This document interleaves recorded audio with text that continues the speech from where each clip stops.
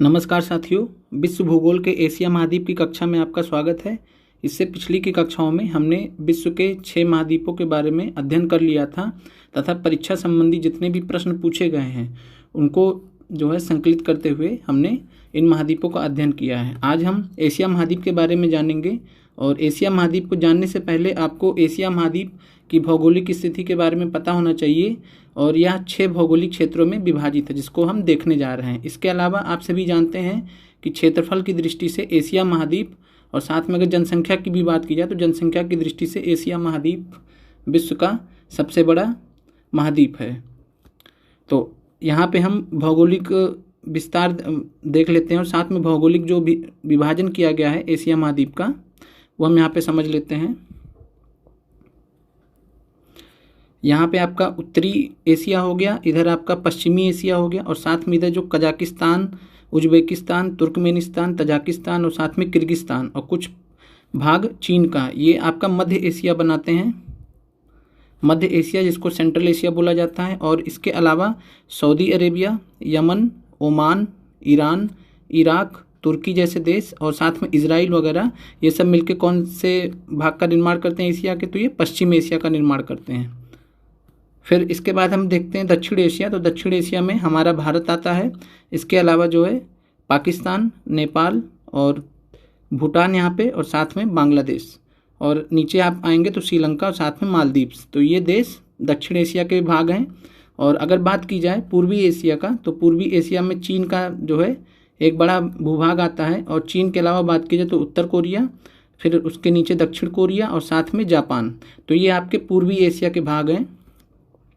और इसके अलावा आपको ध्यान रखना परीक्षा दृष्टि से बहुत महत्वपूर्ण है दक्षिण पूर्व एशिया। तो यहाँ आपका दक्षिण है और इधर आपका पूर्व है। तो दक्षिण और पूर्व के बीच का जो क्षेत्र होता है उसको दक्षिण पूर्व बोला जाता है। तो यहाँ पे एशिया का जो यह भाग जो दक्षिण और पूर्व एशिया के बीच में स्थित है, दक्षिण एशिया और पूर्व एशिया के बीच में स्थित है, उसको बोलते हैं दक्षिण पूर्व एशिया। और यहाँ पे आप इसका विस्तार देख सकते हैं। तो म्यांमार से स्टार्ट होता है तो इंडिया तक इंडिया का जो बॉर्डर है म्यांमार तक, वहाँ तक दक्षिण एशिया लिया जाता है। और उसके बाद फिर म्यांमार से अराकान योमा पर्वत से फिर जब हम पूरब की तरफ आते हैं, दक्षिण पूर्व की तरफ आते हैं तो Myanmar, Laos, Thailand, Vietnam, Cambodia, इसके अलावा मलेशिया और ये आपका पूरा इंडोनेशिया और साथ में फिलीपींस भी आपको ध्यान रखना है। इसके अलावा मलेशिया। तो ये जो देश हैं ये दक्षिण पूर्व एशिया का निर्माण करते हैं। तो आशा करता हूँ कि आप लोगों को एशिया का जो भौगोलिक विभाजन है वो समझ में आ गया होगा। तो फिर आगे बढ़ते हैं। एशिया महाद्वीप के बारे में जो महत्वपूर्ण तथ्य हैं, एशिया महाद्वीप क्षेत्रफल एवं जनसंख्या दोनों ही दृष्टि से विश्व का सबसे बड़ा महाद्वीप है। तो यह आप सभी को पता भी है। और इसके अलावा एशिया महाद्वीप को आपका अवस्थिति ध्यान रखना कि ये पूरी तरीके से उत्तरी गोलार्ध में स्थित है। इसका मतलब भूमध्य रेखा के उत्तर में स्थित है। उत्तरी गोलार्ध बोलते हैं भूमध्य रेखा के उत्तर क्षेत्र को और भूमध्य रेखा के दक्षिण क्षेत्र को दक्षिणी गोलार्ध बोलते हैं। आगे बढ़ते हैं। फिर एशिया की सीमाएं पश्चिम में यूरोप से मिलती हैं। तो ये हमने पिछली कक्षाओं में भी देखा है जब हम यूरोप पढ़ रहे थे और वहाँ पे हमने काकेशस पर्वत श्रृंखला और साथ में यूराल पर्वत श्रृंखलाओं के बारे में जाना था। और जो यूराल पर्वत श्रृंखलाएँ हैं और काकेशस पर्वत श्रृंखलाएँ हैं ये एशिया और यूरोप को आपस में विभाजित करती हैं। और इसके अलावा यहाँ पे हमने जो भी डायग्राम समझा है तो उसके हिसाब से यहाँ पे आप समझ सकते हैं कि जो ऊपर का भाग होता है वो आपका उत्तरी एशिया हो जाएगा, मध्य का जो भाग हो मध्य एशिया, पश्चिम वाला भाग पश्चिम एशिया, पूर्व वाला भाग पूर्वी एशिया और साथ में इधर दक्षिण एशिया और दक्षिण और पूर्व के बीच में दक्षिण पूर्व एशिया, जिसको हमने अभी ऊपर समझ लिया है। फिर आगे बढ़ते हैं तो पश्चिम एशिया पे आते हैं। और पश्चिम एशिया में आपको ध्यान रखना है जो महत्वपूर्ण देश है तो वो है सऊदी अरब, यमन, ओमान, संयुक्त अरब अमीरात, इजराइल, जॉर्डन, लेबनान, सीरिया, तुर्की जिसको तुर्की भी अब बोला जाता है, इसका नया नाम है, साथ में अजरबैजान, इराक और ईरान। अब नाम देख लेते हैं, यहाँ पे स्थान देख लेते हैं। तो ये आपका सऊदी अरब है, ये आपका यमन है, ये ओमान है और साथ में ऊपर आएंगे तो ईरान मिलेगा और यहाँ पे संयुक्त अरब अमीरात, इसके अलावा बहरीन है यहाँ पे और इराक है, सीरिया है, इसके अलावा इजराइल आप यहाँ पे देख पा रहे हैं, जॉर्डन आप यहाँ पे देख पा रहे हैं, ये तुर्की है और साथ में यहाँ पे अजरबैजान है। तो ये महत्वपूर्ण देश हैं जो पश्चिम एशिया का निर्माण करते हैं। और पश्चिम एशिया को आपको ध्यान रखना है, पश्चिम एशिया को अगर यूरोप या अमेरिका की दृष्टि से बोला जाए तो इसको मिडिल ईस्ट भी कहा जाता है। यानी जब यूरोप और अमेरिका वाले जब इस क्षेत्र को देखते हैं तो इसको मिडिल ईस्ट कह के पुकारते हैं। तो आपको कंफ्यूज नहीं होना है, पश्चिम एशिया और मिडिल ईस्ट लगभग एक ही है, तो आपको यह ध्यान रखना है। और आप यहाँ पे देख पा रहे हैं कि लाल सागर के पश्चिम में जो क्षेत्र है वो आपका पश्चिम एशिया, पूर्व में जो क्षेत्र है वो आपका पश्चिम एशिया है। और यहाँ पे आपने जो है महत्वपूर्ण देश देख लिए हैं। अब आगे आते हैं कि पश्चिम एशिया के देश जो भूमध्य सागर के तट पर स्थित हैं, तो ये परीक्षा में कई बार पूछा गया है। तो इसको याद करने का एक ट्रिक भी है, SILT, S for Syria, I for Israel, L for Lebanon, T for तुर्की। तो यहाँ पे हम देखते हैं भूमध्य सागर के बारे में। तो ये आप देख पा रहे हैं भूमध्य सागर, और भूमध्य सागर के साथ में देख पा रहे हैं आप तुर्की है, और इसके अलावा आप देख पा रहे हैं सीरिया है, इसके अलावा इजराइल है, और साथ में आप यहाँ पे देख पा रहे हैं लेबनान है। तो ये जो देश है महत्वपूर्ण है, पश्चिम एशिया के देश जो भूमध्य सागर के तट पर स्थित हैं। आगे बढ़ते हैं, पश्चिम एशिया की पर्वत श्रेणियों के बारे में जानते हैं। तो यहाँ पे देखते हैं, तो आपका अगर हम सऊदी अरेबिया में आएंगे तो सऊदी अरब में आसिर पर्वत श्रेणी है। तो आपको ध्यान रखना है आसिर पर्वत श्रेणी कहाँ पे है, तो सऊदी अरब में है। इसके अलावा जाग्रोस पर्वत आपको ध्यान रखना ईरान में है, और इसके अलावा एलबुर्ज पर्वत भी आपका ईरान में है। और एलबुर्ज पर्वत में ही पश्चिम एशिया की सबसे ऊंची चोटी स्थित है, और साथ में जो है पूरे एशिया का सबसे ऊंचा ज्वालामुखी पर्वत भी स्थित है, जिसके बारे में अभी हम आगे देखेंगे। इसके अलावा यहाँ पे आप पॉन्टीन पर्वत देख पा रहे हैं। तो जो पॉन्टीन पर्वत है ये तुर्की क्षेत्र में स्थित है। तो आपको ये पर्वत ध्यान रखने हैं, परीक्षा दृष्टि से महत्वपूर्ण है। आते हैं, तो आसिर पर्वत श्रेणी हमने देखा सऊदी अरब में स्थित है, जाग्रोस पर्वत ईरान में स्थित है, एलबुर्ज पर्वत ये उत्तरी ईरान में स्थित है। और इसके अलावा आपको ध्यान रखना कि एलबुर्ज पर्वत श्रेणी में माउंट दमावंद या माउंट देमोवंद जिसको बोलते हैं, तो दमावंद चोटी है, ये ईरान में स्थित है, और इसकी जो ऊंचाई है वो 5604 मीटर है, और यह पश्चिम एशिया की सबसे ऊंची चोटी है, और साथ में एशिया का सबसे ऊंचा ज्वालामुखी पर्वत है। तो इसलिए परीक्षा दृष्टि से बहुत महत्वपूर्ण है। आइए इसका लोकेशन देखते हैं। तो यहाँ पे आप देख पा रहे हैं कि ये एलबुर्ज पर्वत है, और साउथ में देमोवंद पॉइंट। तो माउंट दमावंद 5604 मीटर एलबुर्ज पर्वत श्रेणी में स्थित है, ये ईरान में स्थित है, और यह पश्चिम एशिया का सबसे ऊंचा चोटी और साथ में एशिया का सबसे ऊंचा ज्वालामुखी पर्वत है। तो आपको यह ध्यान रखना है परीक्षा दृष्टि से। अब इसके बाद पॉन्टीन पर्वत आते हैं, तो ये तुर्की में स्थित है, और यहाँ पे माउंट अरारात है, और यह तुर्की की सबसे ऊंची चोटी है। तुर्की का जो नया नाम है वो तुर्कीये है। तो आपको परीक्षा दृष्टि से भी ध्यान रखना कि किस देश का नाम तुर्की कर दिया गया, तो तुर्की का नाम तुर्की कर दिया गया। और यहाँ माउंट अरारात तुर्की की सबसे ऊंची चोटी है, और यहाँ पे आप देख सकते हैं कि माउंट अरारात यहाँ पे स्थित है, 5165 मीटर। फिर आगे आते हैं, मृत सागर के बारे में जानते हैं। और मृत सागर को जानने से पहले इसका हम लोकेशन देख लेते हैं। तो यहाँ पे आप देख पा रहे हैं मृत सागर, और मृत सागर के एक तरफ इजराइल है और दूसरी तरफ जॉर्डन है। तो आपको ध्यान रखना कि इजराइल और जॉर्डन देशों के बीच में स्थित है मृत सागर, और यहाँ जो है एशिया का सबसे निचले पॉइंट पे भी है, तो सबसे निचला बिंदु भी है, और सबसे पूरे विश्व का सबसे निचली झील भी है। निचली झील का मतलब जो सबसे नीचे स्थित है, अगर समुद्र तल से जो है नीचे जाएंगे तो उसमें जो सबसे नीचे स्थित है। मृत सागर के बारे में जानते हैं, तो इजराइल तथा जॉर्डन के बीच स्थित है, महत्वपूर्ण पॉइंट है, विश्व की सबसे निचली झील है, यानी सबसे लोएस्ट पॉइंट पे स्थित निचली झील है, और यह विश्व की सबसे गहरी अति लवणीय जिसको हाइपरसेलाइन भी बोलते हैं। तो ये इसमें जो नमकीन का या नमक का जो स्तर है वो सबसे ज़्यादा पाया जाता है, और इस झील का घनत्व भी इस वजह से काफ़ी ज़्यादा है, जिसमें आप वस्तुएं या मानव यहाँ पे जो है डूबते नहीं हो, आराम से इसमें तैर सकते हैं, और आप भी वहाँ जाके मृत सागर में या डेड सी में आराम से जो है एंजॉय करते हुए तैर सकते हैं, और साथ में किताबें भी पढ़ सकते हैं। फिर आगे बढ़ते हैं, पश्चिम एशिया के मरुस्थल, तो रूबल अल खली ये आपका सऊदी अरब में स्थित है, साथ में दस्ते काबिर एवं दस्ते लूट आपका ईरान में स्थित है। तो इसका लोकेशन हम देख लेते हैं एक बार। तो यहाँ पे आप देख रहे हैं रूबल खली जो कि सऊदी अरेबिया में स्थित है, और साथ में दस्ते लूट और दस्ते काबिर ये ईरान में स्थित है। बहुत बार परीक्षा में पूछा गया, तो आपको ध्यान रखना है। आगे बढ़ते हैं, पश्चिम एशिया के मरुस्थल हो गए हैं। अब इसके बाद आते हैं पश्चिम एशिया की नदियों पर। तो पश्चिम एशिया की सबसे ऐतिहासिक एवं सबसे महत्वपूर्ण नदियां हैं आपका तिग्रिस एवं फुरात, जिसको इंग्लिश में टिग्रिस और यूफ्रेट्स भी बोलते हैं, टिग्रिस और यूफ्रेट्स, और इसको हिंदी में भी टिग्रिस और यूफ्रेट्स बोला जाता है। तो आप जो है नाम को लेकर कंफ्यूज ना हो, टिग्रिस और यूफ्रेट्स। और आपको ध्यान रखना कि ये दोनों नदियां मिलकर मेसोपोटामिया का मैदान का निर्माण करती हैं। तो और इन्हीं दोनों नदियों पर ऐतिहासिक मेसोपोटामिया की सभ्यता विकसित हुई थी। जैसे हम सिंधु घाटी सभ्यता की बात करते हैं तो आपको बताना है कमेंट के माध्यम से कि सिंधु घाटी सभ्यता किन नदियों पे स्थित थी। और इसके अलावा जो टिग्रिस और यूफ्रेट्स नदी है तो ये जो है मेसोपोटामिया की सभ्यता के लिए जीवन रेखा का काम करती थी जो है प्राचीन काल में, और इन्हीं दोनों नदियों ने मिलाकर मेसोपोटामिया का मैदान का निर्माण किया है। और इसमें जो टिग्रिस नदी है, टिग्रिस नदी को दजला नदी भी कहते हैं, और इसका जो उद्गम स्थल वो हजार झील है।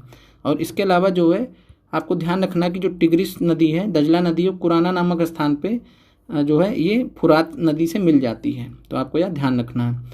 और इसके अलावा फुरात नदी जो है वो उसका उद्गम स्थल है टॉरस पर्वत या टॉरस पर्वत, ये जो है तुर्की में स्थित है। और इसके अलावा जो फुरात नदी है जिसको कुराना या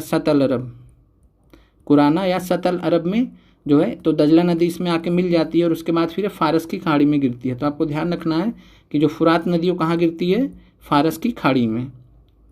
आइए यहाँ पे स्थान देख लेते हैं।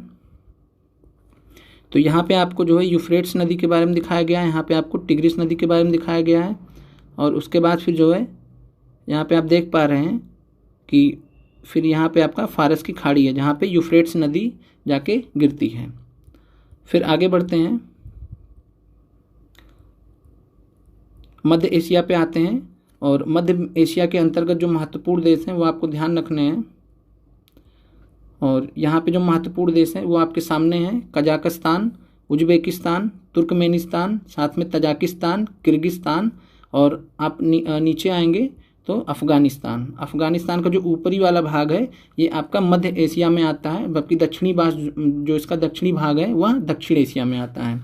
और यहाँ पे आपकी जानकारी के लिए मैं बता दूं कि जो नाम है उज्बेकिस्तान, तुर्कमेनिस्तान और तजाकिस्तान, किर्गिस्तान और तुर्कमेनिस्तान, तो ये जो नाम है आपको ध्यान रखना कि वहाँ के जो लोकल ट्राइब्स हैं, स्थानीय जनजातियाँ हैं, उनके नाम पे ये नाम रखे गए हैं। और एक समय था जब ये सभी देश जो मध्य एशिया के जो यहाँ पे 5 देशों की बात हम कर रहे हैं, अफगानिस्तान को छोड़ दीजिए, तो जो 5 देश थे ये यूएसएसआर का पार्ट थे, सोवियत संघ जिसको बोलते हैं, तो सोवियत संघ का पार्ट थे ये 5 देश, उज्बेकिस्तान, तुर्कमेनिस्तान, तजाकिस्तान, किर्गिस्तान, तो ये सब देश जो है पार्ट थे सोवियत संघ का, जिसके बारे में हम विश्व इतिहास में पढ़ते हैं।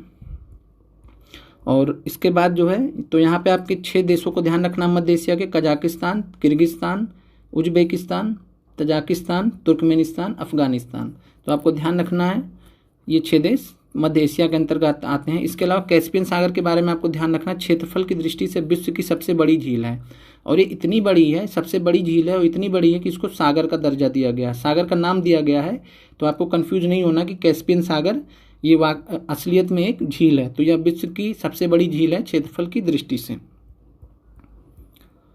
और इसके अलावा अराल सागर है, तो अराल सागर जो है ये कजाकिस्तान और उज्बेकिस्तान के बीच में स्थित है, और ये 1990 से अगर तुलना किया जाए तो यह अपने जो इसका कुल आकार था उसका 10% ही बचा है। और यहाँ पे जो मरुभूमि सिंचाई योजनाएं चलाई गई थी अमू दरिया और सिर दरिया नदियों पर, जिसके वजह से जो है इन दोनों नदियों का स्थान बदल गया, और इसके वजह से जो ये क्षेत्र था अराल सागर का वो धीरे धीरे सूखता चला गया। तो आपको ध्यान रखना कि अमू दरिया और सिर दरिया नदी ये जाके गिरती थी किसमें, अराल सागर में। तो इसलिए अराल सागर का अच्छा खासा वॉल्यूम था, लेकिन जब मरुभूमि सिंचाई योजना आ गई तो इससे जो है अमू दरिया और सिर दरिया नदियों को जो है विमार्गित कर दिया गया, इनका स्थान बदल गया, जो बहती थी अराल सागर की तरफ उनका स्थान बदल दिया गया, इस वजह से अराल सागर धीरे धीरे सूख गया। सबसे महत्वपूर्ण है कि कजाकिस्तान और उज्बेकिस्तान में स्थित है, तो आपको ध्यान रखना है। और ये मानव जनित गतिविधियों के कारण सिकुड़ गया है, 10% ही बचा है अपने स्थान का। और यहाँ पे आइए देखते हैं अराल सागर, तो ये आप यहाँ पे देख पा रहे हैं अराल सागर, यहाँ पे आप देख पा रहे हैं कैस्पियन सागर। देख रहे हैं आप कैस्पियन सागर कितना बड़ा है, इसलिए ये झील है लेकिन इसको कैस्पियन सागर का नाम देते हैं। फिर आगे आते हैं,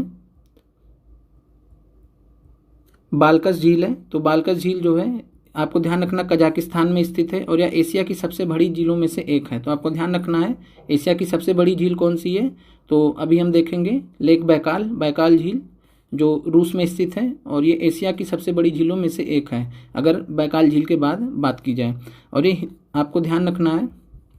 और आइए लोकेशन देख लेते हैं बालकस झील का। तो आप यहाँ पे देख पा रहे हैं कि यहाँ कजाकिस्तान और साथ में यहाँ बालकस झील है। तो बालकस झील जो है कजाकिस्तान का पार्ट है और इसके अलावा आप यहाँ पे अराल सागर है और इधर आपका कैस्पियन सागर है। तो आपसे जो है पश्चिम से पूर्व भी आपको पूछ सकता है कि पश्चिम से पूर्व में अरेंज करिए, तो कैस्पियन सागर पहले आएगा, फिर अराल सागर आएगा, फिर बालकस झील आएगा। इसके अलावा यहाँ पे सिर दरिया नदी दिखाया गया है और इसके अलावा एक अमू दरिया नदी भी है यहाँ पे जो यहाँ पे नहीं दिखाया गया। तो ये दोनों नदियाँ अराल सागर में जाती थी, लेकिन चूंकि जो योजनाएं चलाई गई उसकी वजह से इनका स्थान बदल गया और फिर अराल सागर सूख गया। अब आगे आते हैं उत्तरी एशिया में, और उत्तरी एशिया में जो हमें पढ़ना है वो रूस के बारे में पढ़ना है। रूस, यहाँ पे रूस का साइबेरियन क्षेत्र भी आता है, तो साइबेरियन रूस भी इसमें आता है। और आपको ध्यान रखना है कि यहाँ पे यूराल पर्वत और काकेशस पर्वत श्रेणियाँ कहाँ पे स्थित है, तो ये रूस में स्थित है, इससे पहले भी हमने देख लिया है।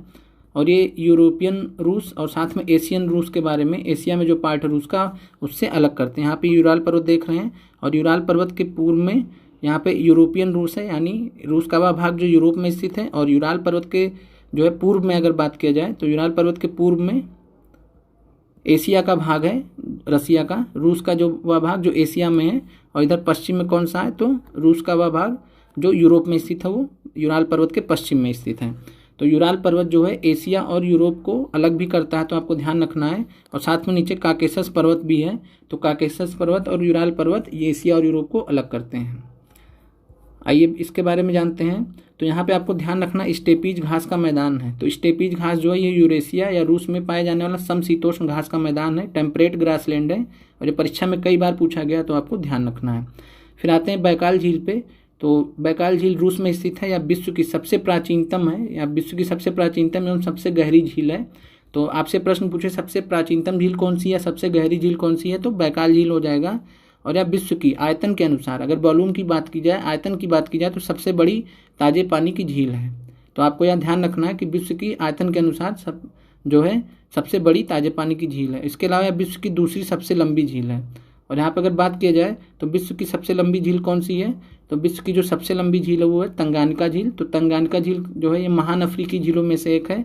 जब हमने ग्रेट रिफ्ट वैली पढ़ा था अफ्रीका में, तो वहाँ पे देखा था कई सारी झीलों के बारे में, और उसमें जो है सबसे लंबी झील थी तंगानिका, जो पूरे विश्व की सबसे लंबी झील है। और दूसरी सबसे लंबी झील है बैकाल। आइए बैकाल का स्थान देख लेते हैं। तो आप यहाँ पे देख पा रहे हैं कि ये बैकाल की लंबाई आप यहाँ पे देख पा रहे हैं, और बैकाल झील जो है काफ़ी लंबी है और ये विश्व की सबसे लंबी झील में से एक है, दूसरे स्थान पर है। और इसके अलावा अगर आयतन की बात की जाए तो आयतन के हिसाब से या गहराई के हिसाब से ये विश्व की सबसे बड़ी झील है। फिर आगे बढ़ते हैं लीना नदी। तो लीना नदी के बारे में महत्वपूर्ण तथ्य आपको ध्यान रखना है कि रूस की सबसे लंबी नदी है। इसकी लंबाई 4294 किलोमीटर है, और इसके अलावा यह आर्कटिक महासागर में गिरती है, तो आपको यह ध्यान रखना है। इसके अलावा आमूर नदी है, तो यह नदी रूस तथा चीन के बीच सीमा बनाती है। तो प्रश्न पूछता है परीक्षा में कि रूस तथा चीन के बीच में सीमा बनाने वाली नदी कौन सी है, तो आमूर नदी है। आइए इन दो नदियों का लोकेशन देख लेते हैं। इसके अलावा कमचटका प्रायद्वीप भी है, तो कमचटका प्रायद्वीप के बारे में भी देख लेते हैं। और यहाँ पे आप देख पा रहे हैं कि लीना नदी और ये आपका आर्कटिक महासागर। तो आप देख पा रहे हैं कि लीना नदी जो है रूस की सबसे लंबी नदी है। तो रूस की सबसे लंबी नदी है लीना नदी, और यह आर्कटिक महासागर में गिरती है। यहाँ पे आपको लीना का मुहाना भी है, तो लीना नदी का जो मुहाना है वो यहाँ पे दर्शाया गया है। और इसके अलावा यहाँ पे आप देख पा रहे हैं कि ये निकल रही है आपकी आमूर नदी, और यहाँ पे आमूर नदी है और ये टाटरी की खाड़ी में गिरती है। तो कहाँ पे गिरती है, टाटरी की खाड़ी में। और जैसे बंगाल की खाड़ी है वैसे ही टाटरी की खाड़ी है। तो यहाँ पे आपको ध्यान रखना आमूर नदी यहाँ पे गिरती है, और आमूर नदी यहाँ पे आप देख पा रहे हैं तो इधर चाइना है और इधर रूस है। तो चाइना और रसिया के बीच में बाउंड्री बनाती है, सीमा बनाती है। तो आपको ध्यान रखना आमूर नदी रूस तथा चीन के बीच में सीमा बनाती है, भौगोलिक सीमा बनाती है। साथ में जो लीना नदी है वो सबसे लंबी नदी है रूस की। और इसके अलावा कमचटका प्रायद्वीप के बारे में आपको ध्यान रखना है कि रूस के साइबेरियन क्षेत्र के सुदूर पूर्व में स्थित है, यानी जो रूस का साइबेरियन क्षेत्र है उसके सुदूर पूर्व का मतलब है एकदम ही पूर्व में, सबसे पूर्व जितना जा सकते हैं उतना पूर्व में।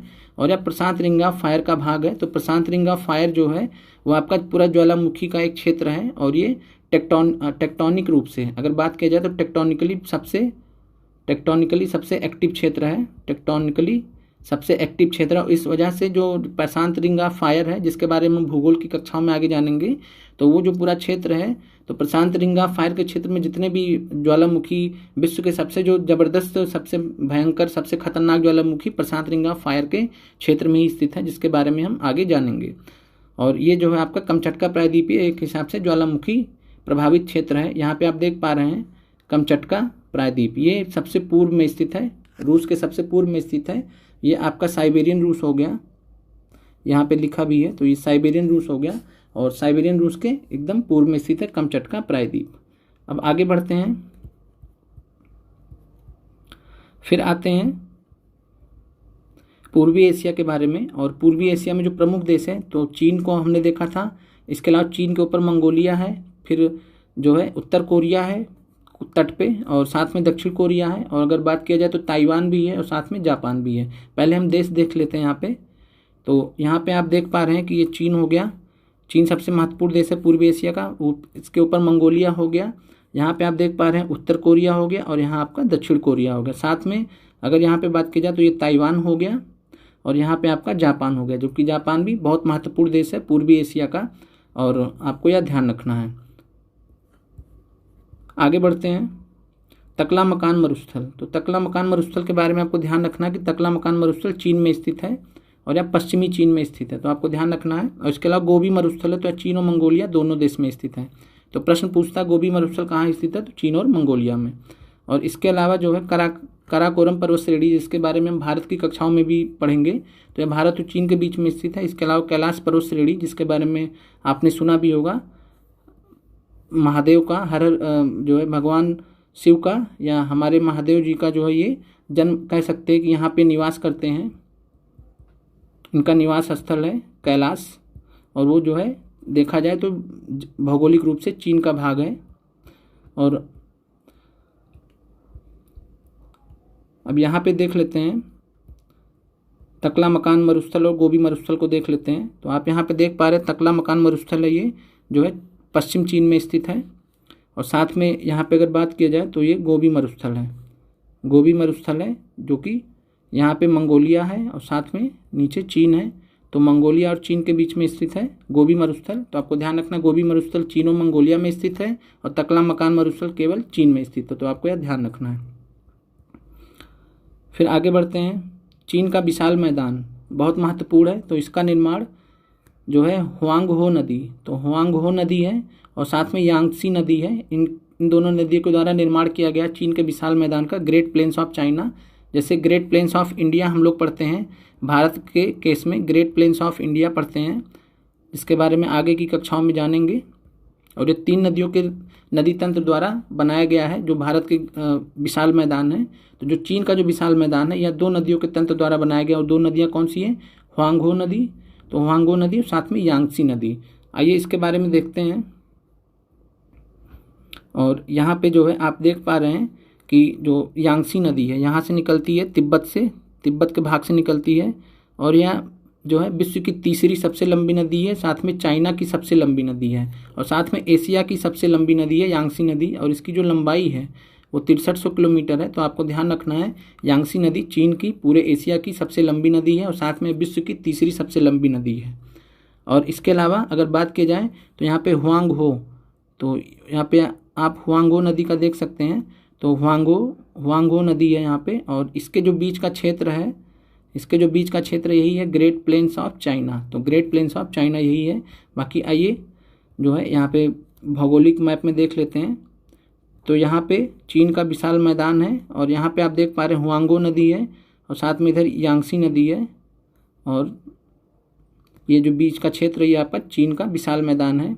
और इसके अलावा आपको ध्यान रखना कि जो हुआंगहो है वो कहाँ जाके गिरती है, तो बोहाई की खाड़ी है। और इसके अलावा जो यांगसी नदी आप देख पा रहे हैं पूर्वी चीन सागर में गिरती है, तो आपको ध्यान रखना परीक्षा दृष्टि से, यांगसी नदी गिरती है जाके पूर्वी चीन सागर में। और इसके अलावा जो हुआंगो नदी है, जो हुआंगो नदी है वो बोहाई की खाड़ी में गिरती है। अब यहाँ पे थोड़ा कुछ और पॉइंट्स जान लेते हैं। हुआंगो नदी को चीन का शोक कहा जाता है, सौरो ऑफ चाइना कहा जाता है।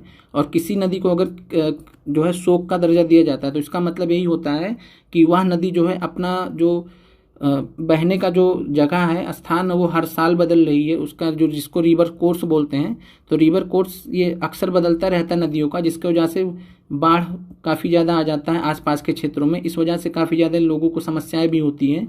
तो हुआंगो नदी जो है चीन का शोक कहा जाता है। जैसे बिहार में देखेंगे तो कोसी नदी है, और इसके अलावा दामोदर नदी भी था पहले। तो यहाँ पे ध्यान रखना है। तो हुआंगो नदी को चीन का शोक बोला जाता है और यह बोहाई की खाड़ी में गिरती है। इसके अलावा अगर बात की जाए यांगसी नदी की, तो यह एशिया की सबसे लंबी नदी है और विश्व की तीसरी सबसे लंबी नदी है। इसकी लंबाई 6300 किलोमीटर है। और हमने देखा था कि जो नील नदी है जो कि अफ्रीका महाद्वीप में स्थित है वो विश्व की सबसे लंबी नदी है। अमेजन नदी जो कि दक्षिणी अमेरिका महाद्वीप में स्थित है ये विश्व की दूसरी सबसे लंबी नदी है। इसके अलावा यांगजी नदी ये आपका विश्व की तीसरी लंबी नदी है। और यांगजी हमने देखा पूर्व चीन सागर में गिरती है। और इसके अलावा आपको ये भी ध्यान रखना है कि हुआंगो नदी जो है ये चीन की दूसरी सबसे लंबी नदी है। इसकी लंबाई 5400 किलोमीटर है और या इसको पीली नदी भी कहते हैं। तो प्रश्न पूछेगा कि पीली नदी के नाम से कौन सी नदी जानी जाती है, तो हुआंगो नदी को पीली नदी भी कहते हैं। तो आपको ध्यान रखना है। इसके अलावा यहाँ पे 38 समानांतर रेखा या 38th पैरेलल लाइन, तो यह क्या है, तो यह एक अक्षांश है, 38 डिग्री अक्षांश है। और 38 डिग्री अक्षांश रेखा जो है उत्तर कोरिया को दक्षिण कोरिया से अलग करता है। तो आपको मैं जो है फिगर में डायग्राम में दिखा दे रहा हूँ। तो यहाँ पे आप देख सकते हैं उत्तर कोरिया दक्षिण कोरिया, और ये 40 डिग्री अक्षांश है। और यहाँ पे अगर आप देखेंगे तो ये आपका 38 डिग्री अक्षांश है। और 38 डिग्री अक्षांश जो है ये उत्तर कोरिया तथा दक्षिण कोरिया को अलग करता है, इसकी सीमा को, दोनों की सीमा को अलग करता है। तो आपको ध्यान रखना है। आगे बढ़ते हैं, जापान के बारे में जानते हैं। तो जापान के बारे में आपको ध्यान रखना है कि जापान एक द्वीपीय देश है और ये प्रशांत रिंग ऑफ फायर क्षेत्र में स्थित है। और इस वजह से यहाँ पे जो है कई सारे ज्वालामुखी हैं जो कि एक्टिव भी हैं। और इसके अलावा यहाँ पे आप जानते हैं कि भूकंप भी बहुत ज़्यादा आते हैं। और जापान के जो द्वीप हैं आपको ध्यान रखना है, उत्तर से दक्षिण की तरफ परीक्षा में पूछा गया है। तो होकाइडो द्वीप, फिर होन्शु द्वीप, फिर शुकोकू द्वीप, फिर क्यूशू द्वीप। मैं फिर से रिपीट कर दे रहा हूँ। होकाइडो द्वीप सबसे उत्तर में स्थित है जापान के, और होन्शु द्वीप है फिर शिकोकू द्वीप है, और सबसे दक्षिण में क्यूशू द्वीप है।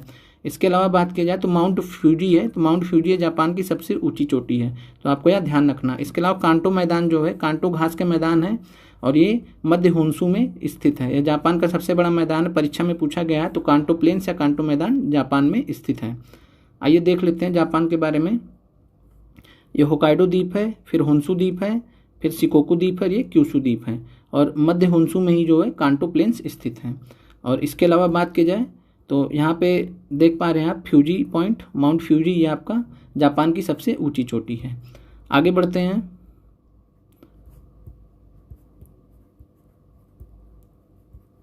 फिर आते हैं दक्षिण पूर्व एशिया पे। और दक्षिण पूर्व एशिया में जो है आपको ध्यान रखना है कि जो मुख्य भूमि है दक्षिण पूर्व एशिया की, जो मेन लैंड है, तो मेन लैंड का मतलब होता है जो लैंड लॉक क्षेत्र है, या एक हिसाब से कह सकते हैं जो, और ये द्वीपीय देश से अलग होता है। तो जो द्वीप होते हैं, आपको पता है कि द्वीप होते हैं चारों तरफ से पानी से घिरे होते हैं। तो 3 या उससे कम क्षेत्र से जो क्षेत्र घिरा होता है उसको मुख्य भूमि कहा जाता है। अब जैसे यहाँ पे मुख्य भूमि है दक्षिण पूर्व एशिया की, उसमें कौन कौन से देश आते हैं, तो भारत की जो सीमा लगती म्यांमार से, अराकान यूमा से, वहाँ से हम लेते हैं म्यांमार। म्यांमार के बाद आएंगे तो थाईलैंड पड़ेगा। थाईलैंड के बगल में लाओस है, लाओस के नीचे कंबोडिया है, कंबोडिया, और लाओस के जो है बाद जो है वियतनाम देश आएगा। और थाईलैंड के नीचे आएंगे तो हम प्रायद्वीपीय मलेशिया मिलेगा।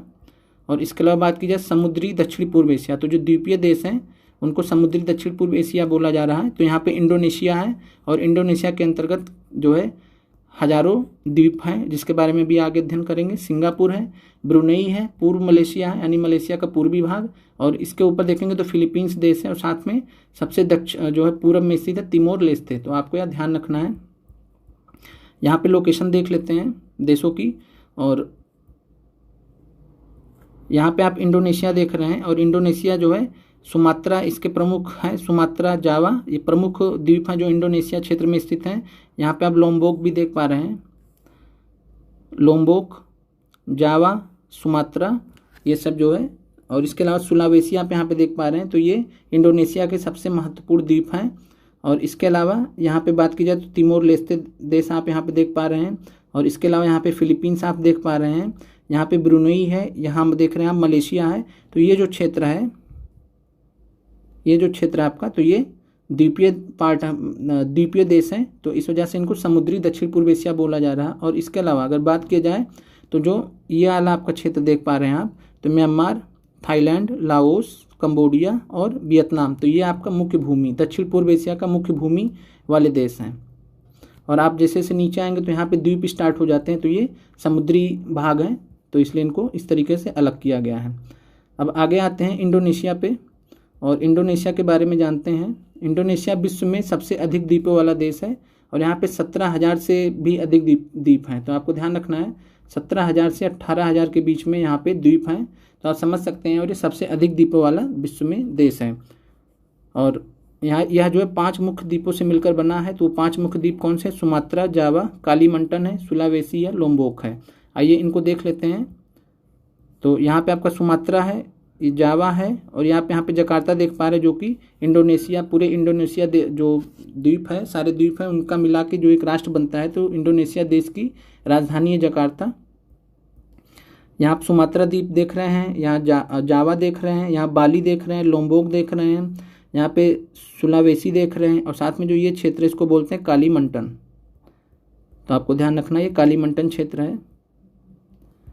फिर आगे बढ़ते हैं। इंडोनेशिया विश्व का सबसे बड़ा द्वीपीय देश है, तो आपको ये भी ध्यान रखना है। सबसे अगर द्वीपीय देश की बात की जाएगी तो सबसे बड़ा द्वीपीय देश है। और इसके अलावा जो है विश्व का सबसे बड़ा द्वीप है, तो यहाँ पे कंफ्यूज नहीं होना आपको कि विश्व का सबसे बड़ा द्वीपीय देश आएगा तो इंडोनेशिया हो जाएगा। लेकिन अगर विश्व का सबसे बड़ा द्वीप पूछेगा तो वो ग्रीनलैंड द्वीप है, जो कि डेनमार्क का भाग है। इसके अलावा इंडोनेशिया के ज्वालामुखी पर्वत आपको ध्यान रखने हैं। माउंट क्राकातोआ सबसे फेमस ज्वालामुखी पर्वत है और इसी में जो है अनक क्राकातोआ का भी निर्माण हुआ है। और ये सुंडा जल डमरूमध्य क्षेत्र है, वहाँ पे स्थित है। अभी हम इसकी स्थिति देख लेते हैं। इसके अलावा माउंट टेम्बोरा है, माउंट मेरापी बहुत महत्वपूर्ण है, सबसे सक्रिय ज्वालामुखी है इस क्षेत्र का, इंडोनेशिया का सबसे सक्रिय ज्वालामुखी है। और इंडोनेशिया में लगभग 130 सक्रिय ज्वालामुखी हैं, तो ये भी परीक्षा में पूछा गया है। और आइए यहाँ पे देख लेते हैं। अगर बात किया जाए तो ये जो आपका क्षेत्र सुंडा जल संधि है और यहाँ पे छोटा सा, मतलब यहाँ पे एक आइलैंड है और उसी आइलैंड पे स्थित है माउंट क्राकातोआ। तो आपको ध्यान रखना है। और जो आपका ये जो क्षेत्र है आपको ये भी ध्यान रखना है, ये जो आप देख पा रहे क्राकातोआ, माउंट टेम्बोरा, माउंट मेरापी, ये सब जो है Pacific ring of fire, Prashant ring of fire के भाग हैं। तो प्रशांत रिंग ऑफ फायर के भाग हैं, इस वजह से जो है यहाँ पे जो है कई सारे जो है सैकड़ों वोल्केनोज पाए जाते हैं। अगर देखा जाए तो 130 सक्रिय ज्वालामुखी यहाँ पे स्थित हैं, तो जो सक्रिय ज्वालामुखी वो 130 हैं। और इसके अलावा दक्षिण एशिया में आते हैं, तो दक्षिण एशिया में हमने देखा था कि जो प्रमुख देश है वो हमारा भारत है, फिर हमारा पड़ोसी नेपाल, भूटान, पाकिस्तान, अफगानिस्तान, बांग्लादेश और श्रीलंका, मालदीव, ये देश दक्षिण एशिया भाग में आते हैं। और इसके अलावा बात की जाए कि भारत जो है क्षेत्रफल की दृष्टि से आपको पता भी है कि विश्व का 7वां सबसे बड़ा देश है। और इसके अलावा जनसंख्या की दृष्टि से भारत विश्व का सबसे बड़ा देश है। और इसके अलावा अगर बात की जाए दक्षिण एशिया जो है मुख्यतः भारतीय प्रायद्वीप का जो क्षेत्र है उसी को दक्षिण एशिया माना जाता है मुख्यतः। इसके अलावा जो द्वीपीय देश हैं जैसे कि श्रीलंका है और श्रीलंका के नीचे जो मालदीव है तो वो भी जो है दक्षिण एशिया का भाग है। इसके अलावा आपको ध्यान रखना पाक जल संधि के बारे में, हम भारत की कक्षाओं में इसके बारे में डिटेल में जानेंगे। तो भारत और श्रीलंका को अलग करता है, भारत और श्रीलंका के मध्य स्थित है और अरब सागर तथा बंगाल की खाड़ी से जोड़ता है। तो अरब सागर को या बंगाल की खाड़ी से जोड़ता है पाक जल संधि। और इसके अलावा आपको ध्यान रखना कि मालदीव और इंडोनेशिया 2 देश हैं एशिया में जो कि भूमध्य रेखा या विषुवत रेखा 0 डिग्री इक्वेटर से पास होते हैं। तो 0 डिग्री भूमध्य रेखा से जो है या विषुवत रेखा से कौन से देश पास होते हैं एशिया में? तो मालदीव और इंडोनेशिया। और यहाँ पे हम फिगर देखते हैं, तो डायग्राम में देखते हैं, तो जो यहाँ पे आप देख पा रहे हैं ये आपका भाग, तो यहाँ अफगानिस्तान का जो दक्षिणी भाग है, साथ में पाकिस्तान, भारत, नेपाल, भूटान, इधर बांग्लादेश, तो ये सब दक्षिण एशिया के भाग हैं। फिर नीचे आएंगे तो श्रीलंका, और उसके भी नीचे आएंगे तो मालदीव्स। और यहाँ पे आप देख पा रहे हैं, और मालदीव का यहाँ पे आप देख पा रहे हैं कि छोटे छोटे आइलैंड हैं, और उन्हीं में से एक आइलैंड है जिसके ऊपर से जो है 0 डिग्री इक्वेटर या भूमध्य रेखा गुजरती है। तो साथियों, आज की कक्षा जो है आपकी एशिया महाद्वीप की ख़त्म होती है, और साथ में अब इसके बाद जो है आपकी भारत के मानचित्र से संबंधित कक्षाएं आएंगी, जिसमें हम भारत की भौगोलिक स्थिति के बारे में जानेंगे। भारत की भौगोलिक स्थिति के बारे में जानेंगे। और साथियों, यह जो भारत की भौगोलिक स्थिति और साथ में भारत का जो हम यहाँ पे जो है पॉलिटिकल मैप को कंसीडर करेंगे, राजनीतिक मानचित्र को कंसीडर करेंगे, साथ में फिजिकल जो भौगोलिक मानचित्र दोनों कंसीडर करेंगे। और इसके अलावा भारत में पाए जाने वाले जो पहाड़ हैं जो वर्ल्ड फेमस है, तो हम हिमालय के बारे में जानेंगे। पश्चिमी घाट जो कि वर्ल्ड फेमस है, पश्चिमी घाट के बारे में जानेंगे।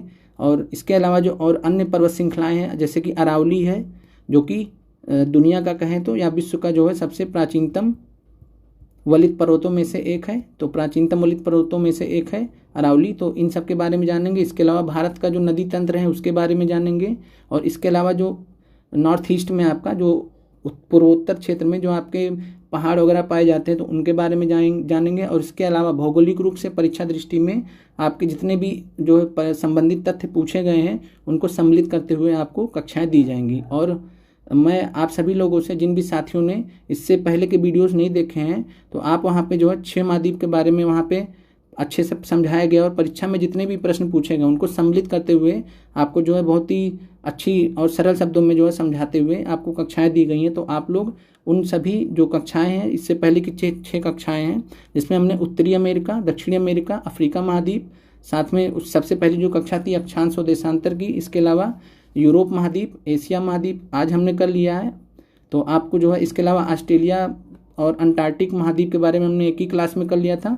तो आपको जो है इस क्लास को 2-3 बार कर लेना है। साथ में अगर किसी भी साथी को दिक्कत हो रही हो तो वो एटलस मैप का यूज़ कर सकते हैं, एटलस या मैप का यूज़ कर सकते हैं। क्लास करते समय एटलस मैप को आप अपने सामने रखेंगे तो आपको जो है समझने में आसानी रहेगी, और आप वहाँ पर सीधे सीधे मार्क कर सकते हैं जो आपको परीक्षा दृष्टि से महत्वपूर्ण है।